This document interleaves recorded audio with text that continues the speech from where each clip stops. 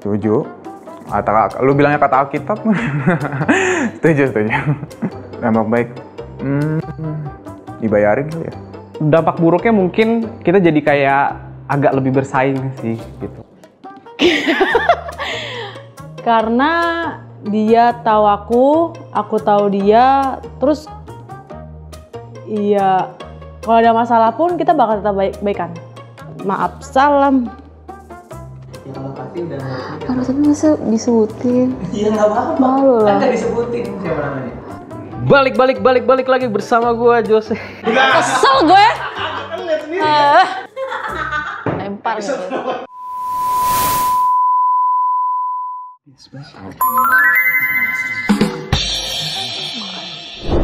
Halo, gue Josephine. Gue ibu rumah tangga. Balik lagi bersama gua Jose. Musisi papan bawah. Halo semuanya, nama aku Florencia, pekerjaan sebagai graphic designer. Perkenalkan, nama aku Desi sebagai sekretaris. Halo, nama saya Patra. Saya berprofesi sebagai MC dan juga presenter. Gue Andre. Gue bergerak di bidang sosial media. Milih-milih berteman. Iya. Enggak. Milih sih bisa 50-50 gak? Kadang milih, kadang enggak sih. Gue bisa deket sama semua orang, tapi kalau misalkan udah kenal bisa milih. Enggak sih. Milih banget. Oh, milih-milih dah. Teman apa dulu? Ya kalau berteman aja ya selagi bisa diajak ngobrol, nyambung ya berteman aja. Pilih-pilih.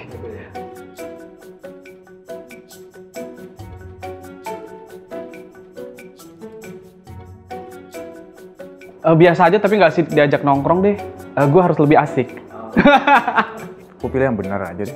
Ya mau nggak mau lah. Kalau memang itu pilihannya. Kayak mana itu ya, gak tahu aku pilihannya apa. Dibilang nggak asik nongkrong, milih yang nggak asik nongkrong, tapi lurus-lurus aja, nggak mungkin juga lurus-lurus terus dia. nggak milih.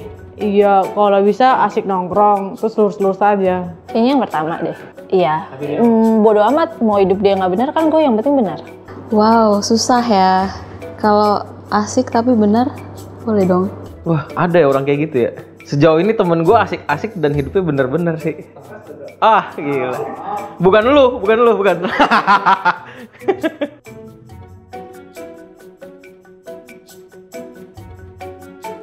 Semua itu sahabat gue. Ada dong. Punya. Nggak ada yang deket banget sampai sahabat gimana ya? Temen deket aja gitu. Sampai apa tuh sama kali ya, temen deket sama sahabat. Punya.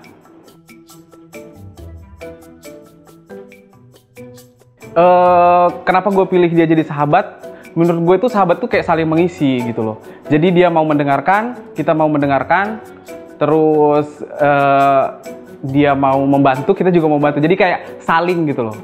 Menurut gue sih gitu. Karena kenapa kalau misalnya gue berteman nggak lama atau sebentar, mungkin karena nggak nyambung. Karena kan hidup ini penuh kepentingan, bro. Karena pertama udah pasti karena udah lama banget temenannya, udah saling tahu satu sama lain. Terus juga kalau bercanda atau apapun nggak baper sih gitu.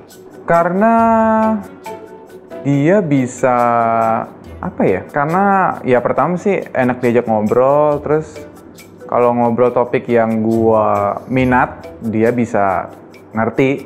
Itu aja. Karena dia tahu up and down gue selama seumur hidup gue.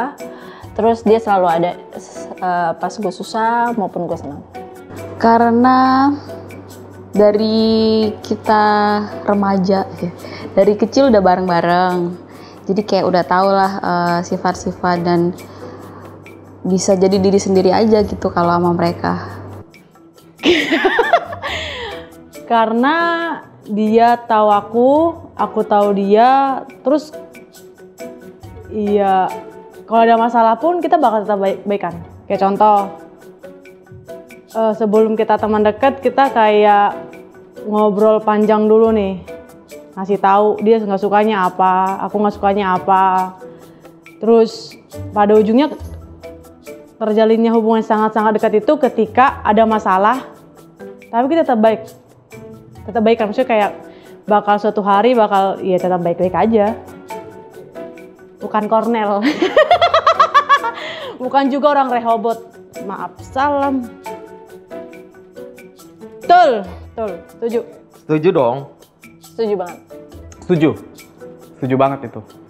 Setuju. Atau lu bilangnya kata Alkitab? Setuju. Setuju banget.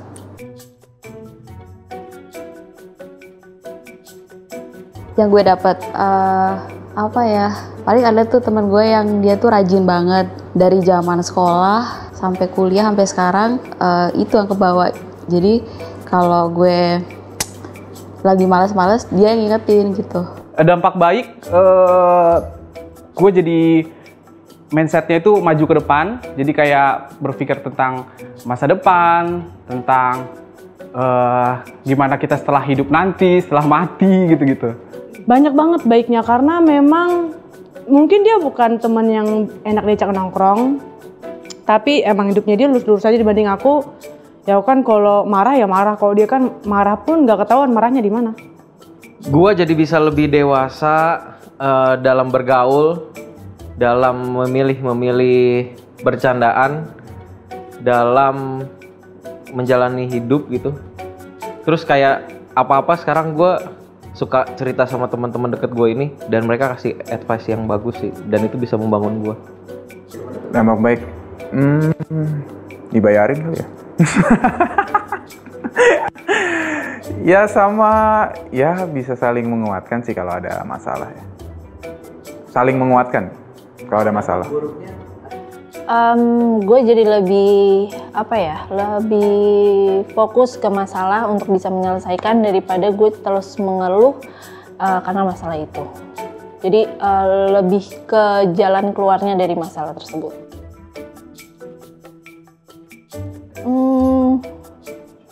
Agak boros sih jadinya. Dampak buruk. Gue mikir dulu ya. Ada lah pasti. Kalau tapi masa disebutin? Iya nggak apa-apa. Malu lah. Kan nggak disebutin siapa namanya. Iya, tapi kan itu jadi kebiasaan buruk. Jangan deh, jangan. Jangan. Iya. Enggak. Lu nggak berani. Iya. Dampak buruk kadang-kadang kalau sahabat mungkin saking deketnya kadang-kadang suka, misalnya kalau kita bercanda suka nggak ada filter ya kadang-kadang, dan tanpa sadar sih itu bisa nyinggung juga. Dampak buruknya, sama dari circle itu. Oh iya. Dampak buruknya mungkin kita jadi kayak agak lebih bersaing sih gitu. Ya walaupun kita berteman, tapi kan namanya manusia itu kayak masih punya rasa kayak lu punya ini, gua nggak punya ini. Kayak mana gue juga punya yang sama. Ada sifat-sifat seperti itu kan, namanya manusia gitu. Ya.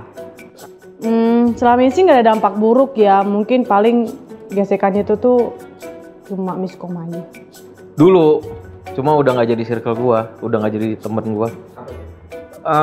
Pertama jadi suka ngomongin orang, terus kayak misalkan tanggung jawab dalam satu kerjaan itu bisa gue tinggalin cuma karena pengen nongkrong gitu. Buruk kan?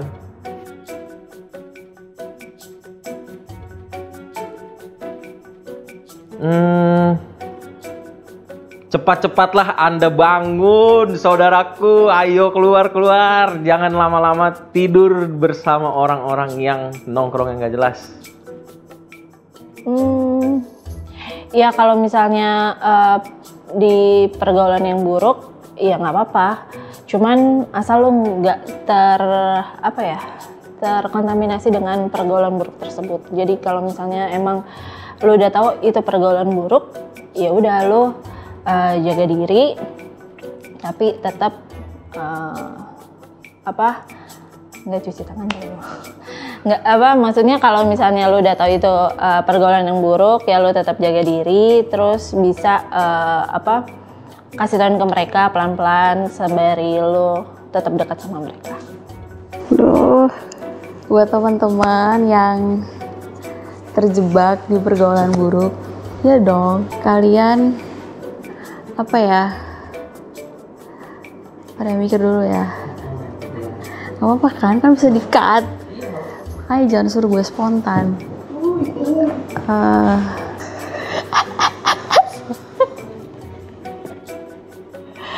Jangan bikin gue tertekan.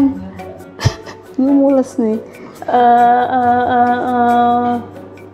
Teman-teman yang masih ada di pergaulan buruk,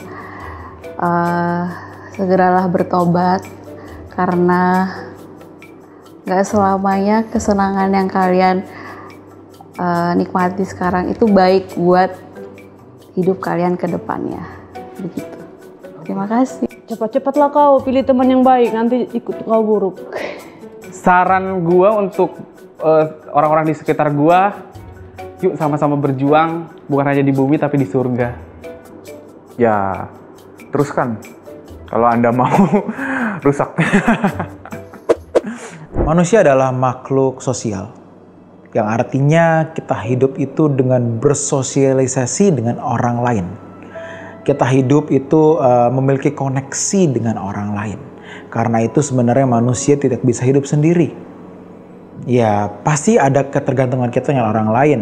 Ya sesimpel minta tolong, ya sesimpel kita beli makanan, atau kita butuh pekerjaan untuk nyari duit dan lain sebagainya. Jadi basically kita akan selalu membutuhkan orang lain. Nah, dan dari kecil kita pun terlatih untuk terbiasa membangun hubungan dengan orang lain. Misalkan sejak kecil disuruh kenalan sama teman-teman mainnya, teman-teman di sekolahnya. Secara psikologis, manusia dilatih untuk membangun hubungan dengan orang lain. Karena itu, sampai besar, normally seseorang itu memiliki teman-teman bergaul. Walaupun saya tahu mungkin hal ini tidak berlaku untuk semua orang, karena ada juga mereka yang tertutup, yang merasa dirinya introvert, atau bahkan mengalami masa lalu yang tidak terlalu baik, jadi mereka menjadi pribadi yang tertutup. Tetapi normally sekali lagi semua orang terbiasa untuk bergaul. Nah, tetapi menjadi satu masalah baru teman-teman ketika kita diperhadapkan dengan satu kebenaran yang Alkitab katakan dengan pergaulan yang buruk merusakkan kebiasaan yang baik. Pergaulan yang buruk merusakkan kebiasaan yang baik. Ini menjadi satu masalah baru yang kita hadapi ketika di satu sisi kita punya teman nongkrong, kita punya teman ngumpul, punya teman hangout, tetapi di satu sisi kita jadi tahu bahwa salah bergaul berarti itu bisa merusak segala hal baik dalam diri kita. Bagi mereka yang mau sungguh-sungguh ikut Tuhan, hal ini menjadi satu PR tersendiri. Karena itu kalau di beberapa seminar atau mungkin ketika dapat kesempatan talk show, banyak orang nanya, "Ko Evan, aku harus tinggalin teman-temanku. Ko Evan, gimana caranya ninggalin teman-teman aku? Ko Evan, gimana caranya aku jauh dari mereka? Karena nggak enak kalau aku harus jauh dari mereka." Pertanyaan ini adalah suatu pertanyaan yang sering banget saya dengar. Kenapa? Karena memang jadi masalah sendiri bagi kita yang suka bergaul. Bagi mereka yang introvert, hal ini nggak jadi masalah. Kenapa? Ya dasarnya nggak suka bergaul. Nah, tentu dalam hal ini teman-teman kita harus memilih. Mana yang aku harus prioritaskan? Mana yang harus aku bela? Karena kita tidak mungkin membela kekudusan, tetapi di satu sisi kita masih menikmati sesuatu yang tidak kudus. Yang tidak kudus di sini bukan berarti teman-teman kalian jahat, teman-teman kamu itu jahat. Enggak. Mungkin mereka baik, mereka anak-anak yang tidak membuat kamu jadi penjahat. Tetapi mereka tidak cukup untuk membawamu menjadi pribadi yang menjadi seperti Kristus. Justru teman-teman seperti inilah yang mau mengajak kita seperti Kristus. Ini harus menjadi teman-teman inti kita dalam bergaul. Sekali lagi, bukan berarti nggak boleh punya teman yang seru. Tetapi masa sih nggak ada teman yang seru tapi membawa kita menjadi semakin benar? Masa sih nggak ada? Kita yang nggak mau nyari, atau kita memang udah merasa nggak peduli, atau memang belum ketemu. Nah karena itu teman-teman, dalam hal ini sangat dibutuhkan satu perasaan untuk berani berkorban demi perasaannya Bapa. Bapa memilih kita, menyelamatkan kita dengan segala pengorbanan yang dia lakukan dengan mengirimkan putranya yang tunggal mati disalib bagi kita. Sekarang kenapa kita tidak juga berani mengorbankan diri kita? Kita belum sampai mencucurkan darah loh. Kita hanya sampai di memilih teman aja. Dan satu hal lagi, Tuhan pasti akan memberikan kita teman. Jangan dipikir, wah Tuhan tuh cuek banget nyuruh gue jauh dari teman-teman gue terus gue ansos sendirian. Enggak. Tuhan pasti kasih kalian teman. Tetapi kuncinya adalah sabar. Tunggu waktunya Tuhan mempertemukan kamu dengan teman-teman yang lain. Nah, salah satunya di sini ada home buat kalian para warriors. Home ini sifatnya interdenominasi, terbuka buat semua orang, dan kami nggak akan ngajak kalian untuk bergabung di satu gereja atau satu sinode. No. Ini terbuka untuk semuanya. Kalian hanya bergaul di sini. Kita hanya mengharapkan kalian punya satu komunitas, wadah untuk bertumbuh, ketemu teman-teman yang bisa belajar kebenaran, bisa saling menopang, memberikan semangat untuk serupa seperti Kristus. Dan hari Minggunya kalian balik ke gereja masing-masing. Jadi kita hanya mau menjadi tempat kalian ngumpul aja. Nah, itulah home. Dan saya mengundang kalian untuk join ke home bagi kalian yang belum punya komunitas. Kalau yang udah punya ya that's okay, nggak masalah. Tapi kalau belum, you are most welcome guys. Jadi teman-teman, berhati-hatilah dalam memilih teman kalian. Karena siapa teman kalian, kalian akan menjadi orang seperti itu juga. Jadi marilah memilih teman yang membuat kita menjadi seperti Kristus. Selamat bergaul ya. God bless.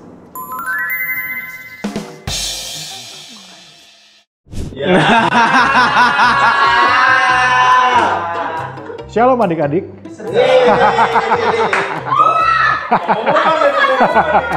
Desi yang sering utang ke gue. Putri yang mana nih? Hah? Yang mana? Biasanya ada 2. Sungguh sangat sensitif. Sehat walafiat. Alhamdulillah. Lu ngomongin masa lalu. Aduh. Setinggi apa sih lu? Udah cepat deh. Udah direkam.